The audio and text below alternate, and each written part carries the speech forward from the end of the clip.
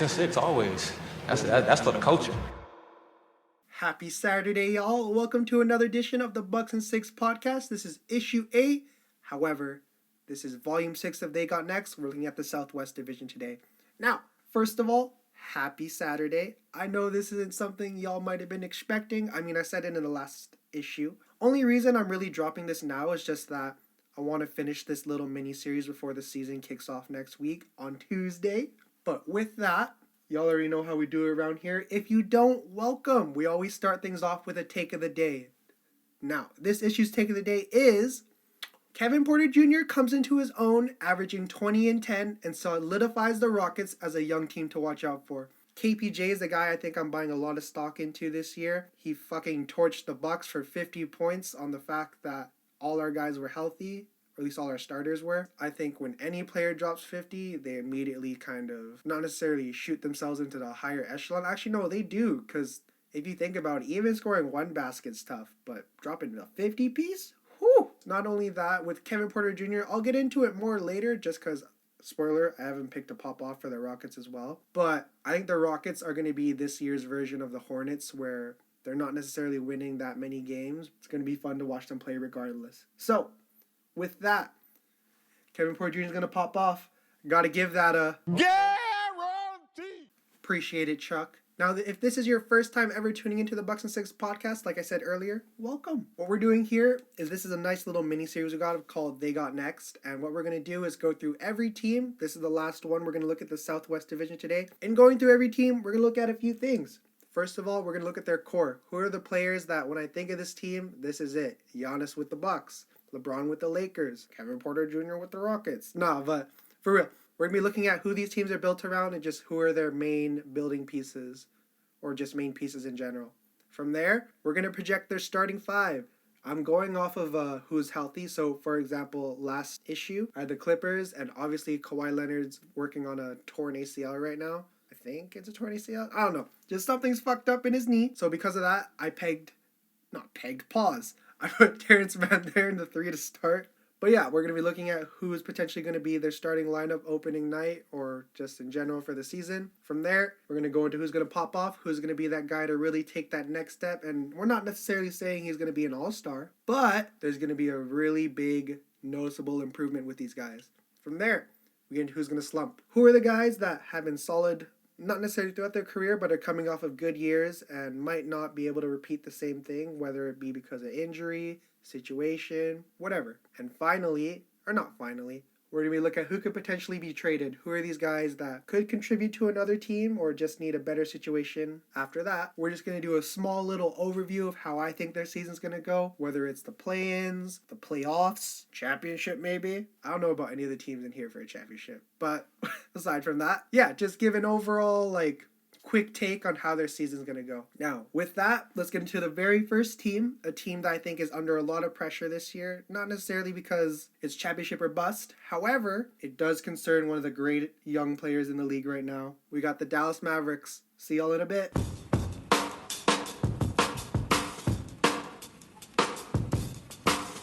Now, when I'm looking at the Mavericks, I see a team that's not necessarily destined for greatness. However, is on that right track for greatness, just based on the fact that they have one guy who's literally potentially one of the greatest to potentially ever do it, in Luka Doncic. As it is right now, I see their core as obviously Luka Doncic, Kristaps Porzingis, Tim Hardaway Jr., one of my favorite players, Jalen Brunson, Moses Brown, and Boban Marjanovic, the greatest center to ever play the fucking game. Nah, but for real, it's those guys minus Boban, just because he's a little old. Now, if I'm projecting their starting five, obviously you let Luka run the 1.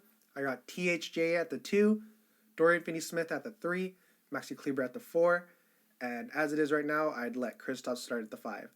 Moving from there, player I'm picking to pop off. This is a guy I'm really high on, Moses Brown. Had a nice few stretches during the season. I think he has the potential to average a double-double. I don't know if that's going to happen this year. However, I think he has that potential in him. He could evolve into a Clint Capella type player, bang in the post and defend the basket and get motherfucking buckets. Player picking a slump. This one and the potential trade person are the same. I got Willie Cauley-Stein. I think he could fall out of the rotation mainly because Moses Brown is there now. And if I were to trade him, I'd look at more wing depth.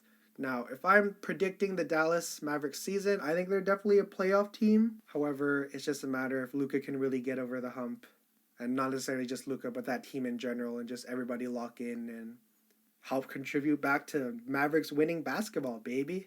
Jason Kidd, even though he's a bit of a piece of shit, he is a former Bucks coach, so I cheer for him in terms of basketball. As a person, maybe not so much.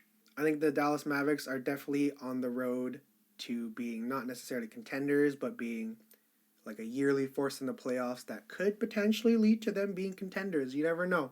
Now, from there, we're going to head to the place that has some of the best barbecue in the world from what I've heard. We got the Memphis Grizzlies, the former Vancouver team. Now, whenever I look at the Memphis Grizzlies, I just gotta say, I always think, what if? That's because obviously, as I said earlier, this used to be the team in Vancouver, and I just gotta say, when I look at their core, whew, if they were still here, I would go to as many games as I could. Now, moving on to their core, obviously you got one of the best young point guards in the game right now, John Morant. After that, you got Trey J, Jaren Jackson Jr., as well as the Canadian, Dylan Brooks, Kyle Anderson, nice, super solid, slow-mo, big man. From there, you got another fellow Canadian, Brandon Clark, and last but not least, I'd also throw D'Anthony Melton in there. As well as, you know what, we'll show some love to Desmond Bane too, because of, y'all can probably guess.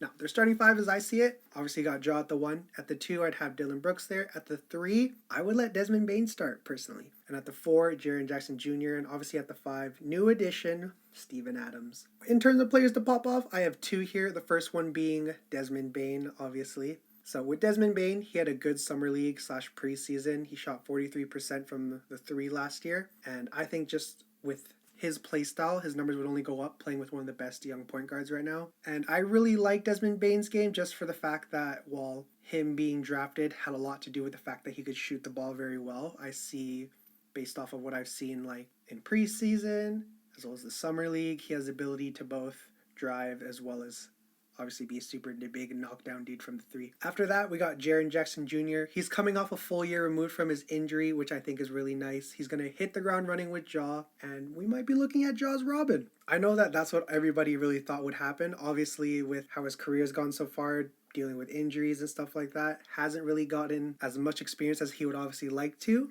But this season, Jaren Jackson Jr. is a guy I would really, really look out for. Players I think are going to slump, or just player, I got Steven Adams here. He's coming off of one of his worst seasons, low counting stats as well as low games played, but in all actuality, he's really only there to grab boards and defend. I think with him being that he's the oldest player on the team, could be a similar situation to Jeff Green. You know, he's really there to be a leader, I'd assume. Being that a lot of this team is still very young, like Ja's 22, I think, or 23. Same with like Jaren Jackson Jr. But when I look at the Kiwi Steven Adams, I see a nice, gentle giant that could really help these guys to not only further themselves as basketball players, but further themselves as the leaders of this team. Player I'm picking to get traded, I have Brandon Clark here. I believe he's going into a contract year, but regardless, I'm still very high on him. I think with the position he's played, the Grizzlies have a lot of depth at that position just because he plays the 4 / he can play a bit of 5. However, I do see that the Grizzlies, if anything, would maybe trade Steven Adams as well. If I were to trade Brandon Clark, you could trade him to another team on the brink of the playoffs or maybe even contention. And as with Steven Adams, if I were them, I'd probably offload him for some draft capital. However, we saw last year that the Grizzlies were able to make it out of the play-ins into that 8th seed and even took a game from the Jazz, which I think is giving them a lot of confidence. So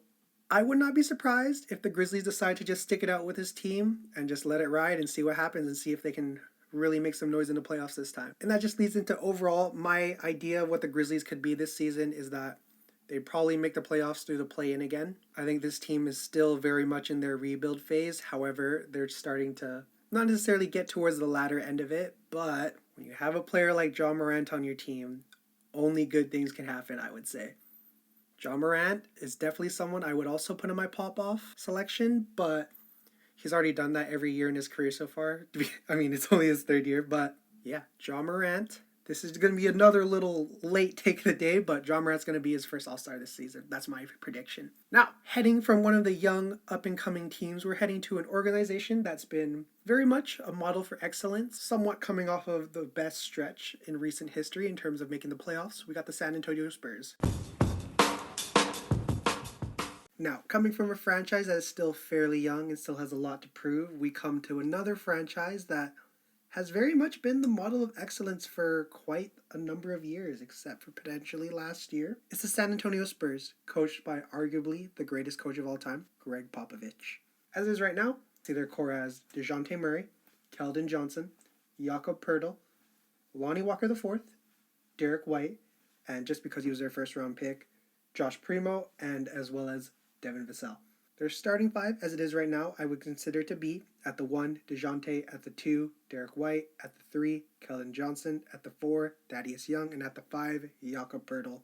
And that still leaves you with a pretty nice solid bench unit. Obviously, you're going to have guys like Josh Primo, who's their new draftee, Devin Vassell, who can very much be a nice 3-and-D player for them. I read somewhere that the Spurs, particularly Pop, likes how much speed they're playing with, and I think that'll be very nice to see, given that San Antonio has always been very much a defensive-oriented team. I think I'd be very surprised, or I'm very much looking forward to seeing them run out in transition and just maybe even be one of the fastest offenses in the league. Who knows? Now, for players I'm picking to have a really good year, first off, I got DeJounte Murray. He's already coming off a career year as it is. He's just going to build off of that. And as I see it right now, could be looking at the next cornerstone point guard of the Spurs. DeJounte Murray is a nice big guard, gives the Spurs a lot of length, given that he's 6'5", I believe, which is a really nice size for a guard. And overall, I would consider him to be one of the most underrated guards as it is right now. I think that's just a matter of how he's in San Antonio right now, given that in their recent performance in the past few years, they haven't given much to add on to the legacy that is the Spurs organization. But after that, we got Keldon Johnson. He's coming off an Olympic medal and a career year as well. I would love to see him average 15 plus this year. And when I look at some guy like Keldon, he's definitely playing with the most confidence he's ever had. Because if you think about it, he came off of playing with the greatest players in the world with the U.S. Olympic national team. And even Draymond Green was quoted saying this dude's like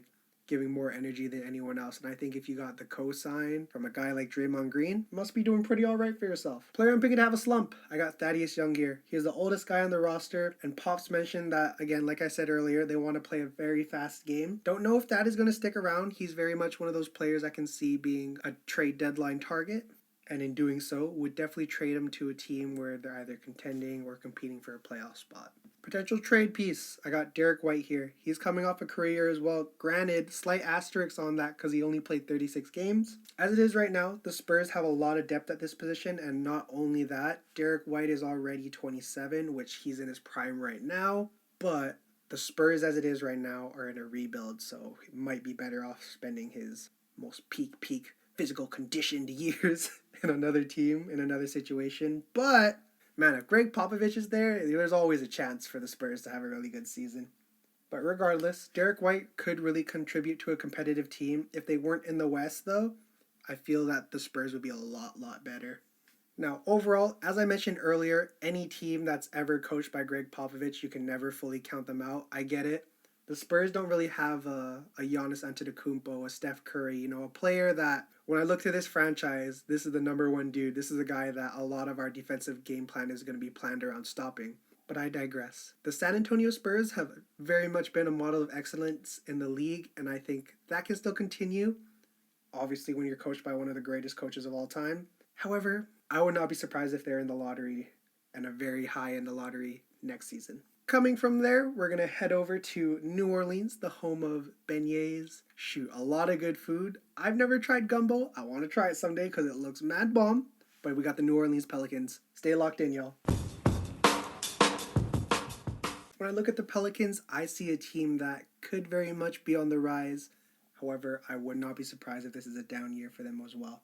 Now, when I look at the Pelicans, obviously you have a core of Zion, B.I., Jonas Valanciunas, as well as I'd throw in Nickeil Alexander-Walker in there. As much as I love to throw Devontae Graham in there, I think he's still got to sort of showcase that he still has a bit of that last year in him where he was arguably in the running for MIP. And that is why, when I look to the projected starting five, at the 1 I got Devontae Graham. I think he provides a lot of floor spacing, which if you have a player like Zion Williamson as one of your key cornerstones, definitely something you need there. At the 2, the Canadian boy, Nickeil Alexander-Walker. I think he's very much poised for a good season.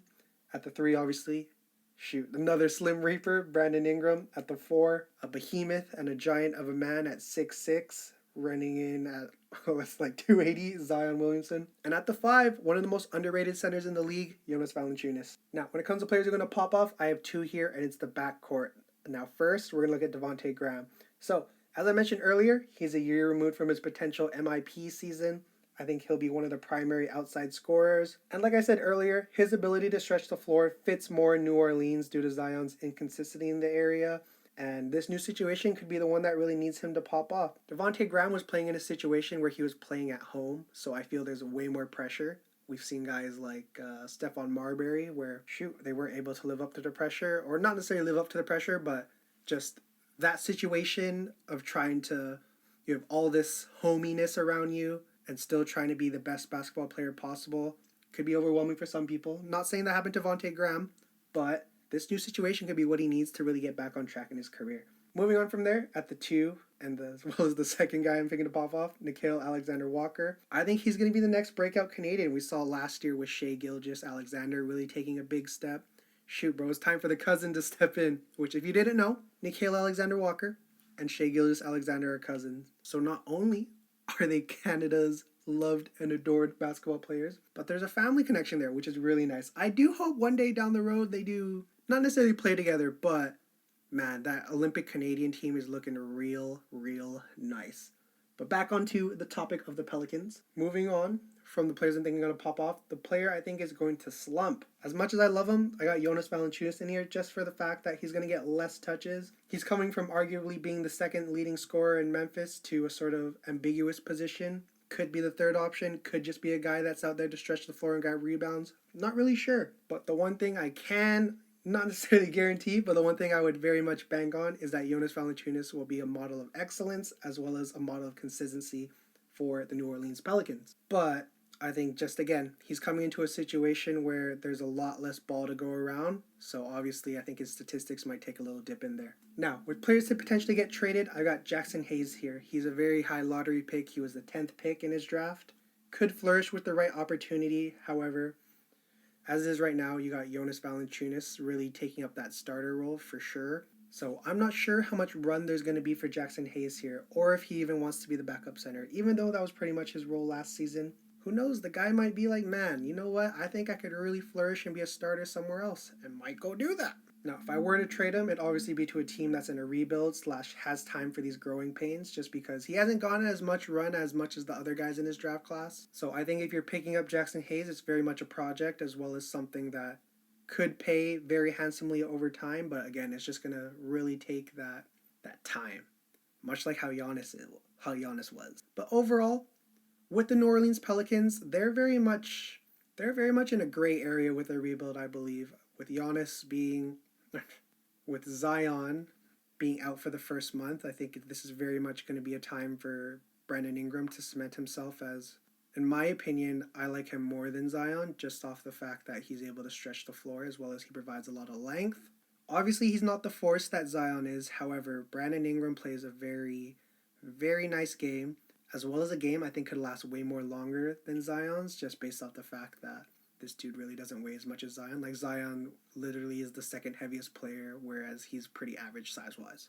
But enough of picking on Zion. I think the Pelicans, I really don't like the idea of this being like a make it or break it year, just based off like Zion is still on his rookie contract, and not even that. Once he is eligible for max money, there ain't no fucking way that the Pelicans aren't going to match whatever he gets. So Zion, I think, is at least there for another 4 or 5 years. With Brandon Ingram, as well as all those guys there, I think that if the Pelicans really do start to make noise, this could be like one of the next powerhouses potentially. They're still a relatively young team, have lots of talent. It's just a matter of really letting that mesh together and really play some really, really good basketball. And they're very much capable of that. It's just a matter of, will they? But to make things shorter, if I'm looking at the Pelicans right now, I believe them to be, they'll either be the 6th seed, so just about missing the play-in, or being in the play-in. I think one way to really go in the direction of keeping Zion there is to make the play-in at least. You got to be somewhat playing competitive, meaningful basketball with a guy like Zion on your team. So we'll see. Now, moving on from here, we're going to go to a team that I believe could be the most fun team to watch this year. It's the Houston Rockets. Flat out, Houston Rockets are going to be the most fun team to watch. That's how I'm setting the tone here. Their core right now, I would consider it to be KPJ, Christian Wood, Jalen Green, Alperen Şengün, and maybe even throw Josh Christopher in there. They're projecting starting 5. At the 1, KPJ. I'm super excited to watch this dude. At the 2, Jalen Green. Pinoy Pride. At the 3, Jayshawn Tate. At the 4, Kenyon Martin Jr. And at the 5, Christian Wood. Literally, just looking at this projected starting 5, you see a lot of youth, so you already know these guys are ready to run. I'm ready to watch the Houston Rockets play some basketball, man. Holy. Players I'm picking to pop off. First is the most obvious one, probably, KPJ. This dude dropped 50 points on one of the best defensive teams and the eventual champions in the Bucks, unfortunately. I think his willingness to play point guard showcases that he's also willing to be a leader for the team, just because if you think of the point guard role, who is the guy that's the leader on the team? Most of the time, it's the point guard. We're looking at the potential MIP here, especially if he delivers on his, man, I'm trying to average 10 assists this year. If he really does that, I think there's not a shadow of a doubt. Might be in competition with Michael Porter Jr., who is another guy I potentially have here winning it. But shoot, man. Kevin Porter Jr., I think he's going to have the green light this year. So this dude better drop I don't want to say this is the James Harden replacement, but shoot, KPJ is going to be something special, man. That's all I can say. Moving on from there, Christian Wood. He would have been MIP in my opinion if he played more. Obviously, he got derailed a bit because of injuries, but regardless, he had a career year.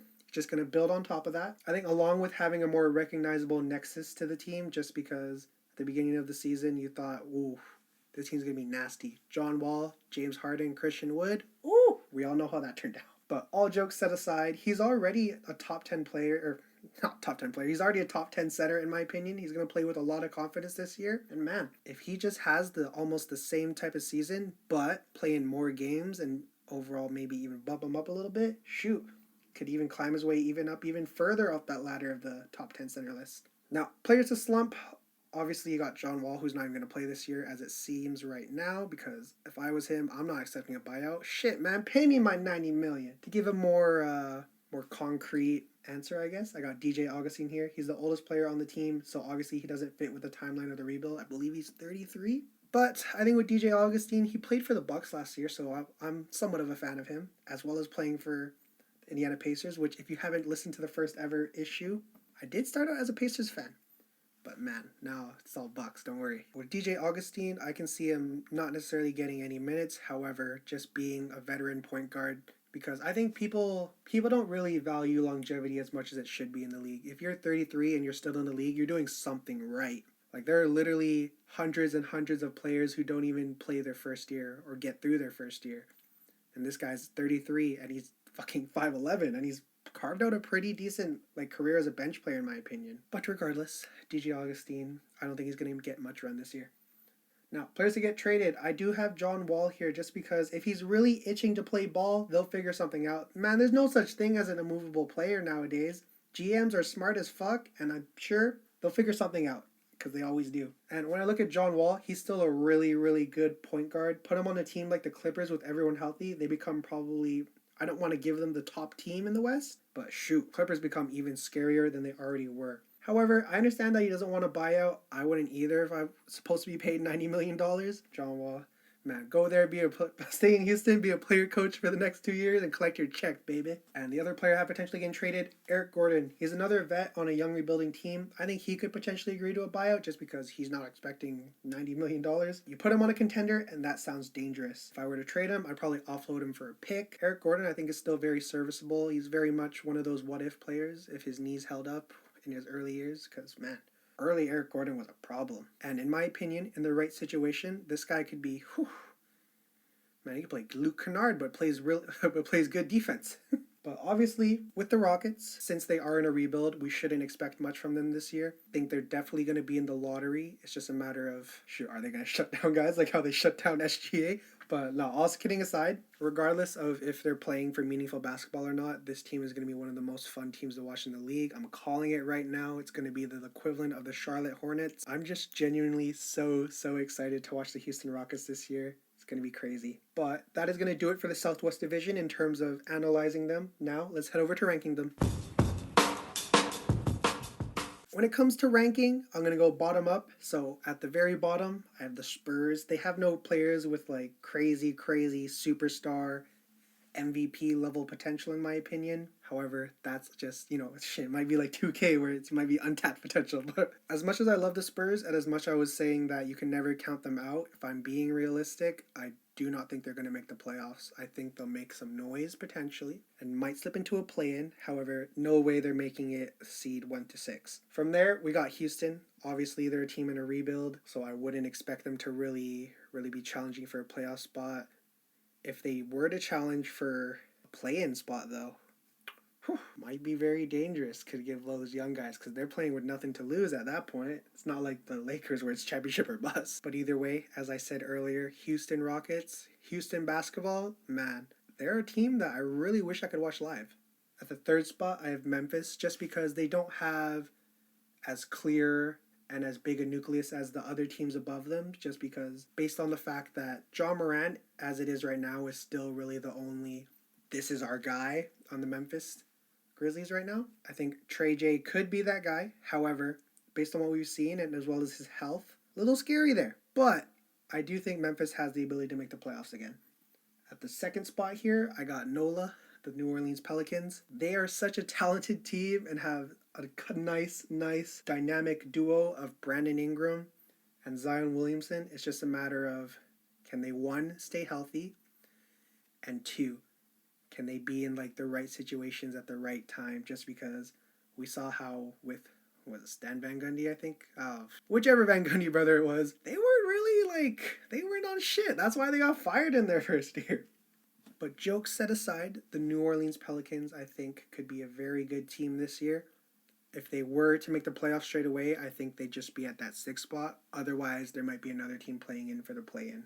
So, that obviously means at the number 1 spot, we have Dallas. Luka Doncic, I think, is a future MVP, and I really don't want to use the word GOAT, but he has that aura to him. He came into the league probably the most comfortable out of all those guys, just because he signed his first contract when he was 13 for Real Madrid.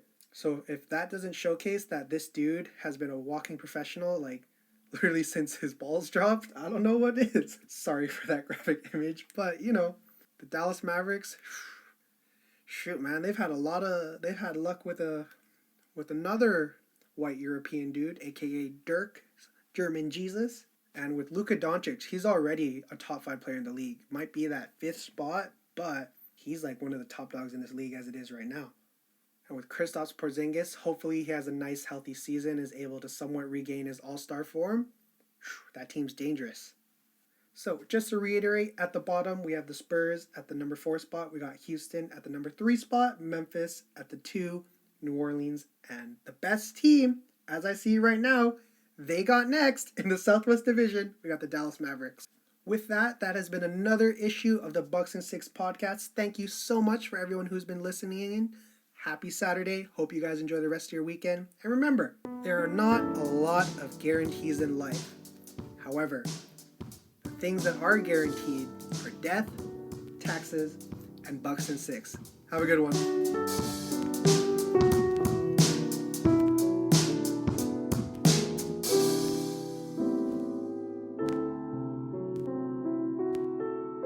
Yeah, Bucks and 6 always. That's for the culture.